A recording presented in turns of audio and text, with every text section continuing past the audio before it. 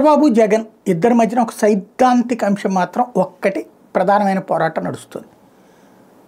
అది ఈ మధ్య కాలంలో జగన్ ప్రభుత్వం ఇంగ్లీష్ మీడియాన్ని టోటల్గా తెలుగు మీడియం రద్దు చేసి ఇంగ్లీష్ మీడియం. యాక్చువల్గా అంతకుముందు తెలుగుదేశం ప్రభుత్వం ఉన్నప్పుడు మున్సిపల్ స్కూళ్ళల్లో నారాయణ గారు ఒక మంచి ఆలోచన చేశారు. ఆ స్కూళ్ళల్లో ఇంగ్లీష్ మీడియం 10th క్లాస్ అని.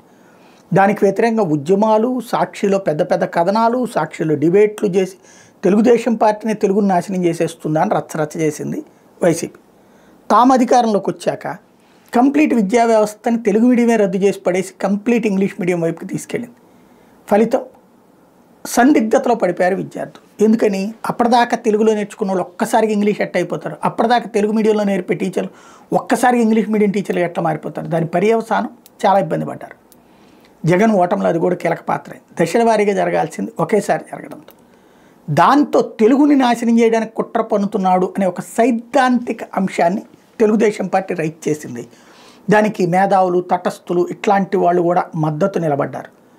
వాళ్ళందరినీ ఎక్కిరిస్తూ వచ్చింది వైఎస్ఆర్ కాంగ్రెస్ పార్టీ. ఇలా నినదించే ప్రతి ఒక్కళ్ళ కుటుంబంలో వాళ్ళ మనవాళ్ళు, మనవరాళ్ళు, వాళ్ళ పిల్లలు ఏ మీడియంలో చదువుతున్నారో కొన్ని ఆధారాలతో సహా హైలైట్ చేసి అయినా సరే అదే పట్టు మీద ఉన్నామని చెప్పి ప్రకటించింది వైసీపీ. ఇప్పుడు తాజాగా ప్రపంచ తెలుగు మహాసభలో లేకపోతే తెలుగు రచయితల సంఘ సమావేశాల్లోనూ వీటిట్లో పెడతా ఓ పక్కన తెలుగు మీడియం ఉండాలి, తెలుగులో 5% రిజర్వేషన్ ఇవ్వాలి, ఇవన్నీ చెప్తుంటే సమర్థిస్తూ వస్తున్నటువంటి తెలుగుదేశం పార్టీ అట్లాగే నా రిజర్వేషన్లు ఏమి ఇవ్వట్లేదు, ఇదేం చేయట్లేదు. దాన్ని ఇప్పుడు వైఎస్ఆర్ కాంగ్రెస్ పార్టీ తెలుగు మీడియం వైపు కంటే పేదవాడికి ఇంగ్లీష్ అందకుండా చేసే కుట్ర తెలుగుదేశం పార్టీ చేస్తుందన్న పాయింట్ని జనంలోకి తీసుకెళ్లే ప్రయత్నం చేస్తోంది.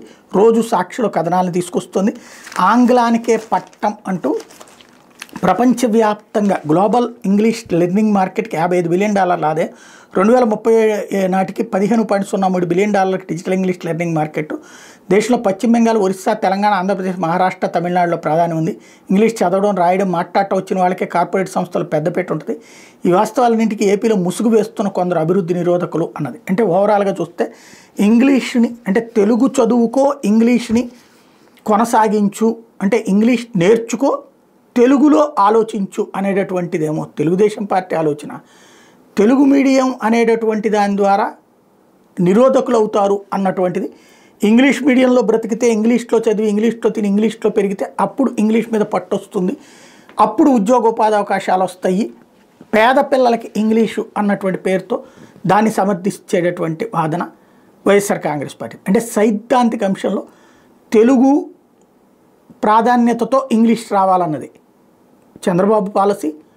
ఇంగ్లీష్ ప్రధానంగా రావాలి, తెలుగు తప్పనిసరిగా రావాలి అన్నటువంటిది వైఎస్ఆర్ కాంగ్రెస్ పార్టీ పాలసీ. ఇద్దరు ఉద్దేశం తెలుగు బాగుండాలి, అట్ ద సేమ్ టైం ఇంగ్లీష్లో బాగుపడాలి.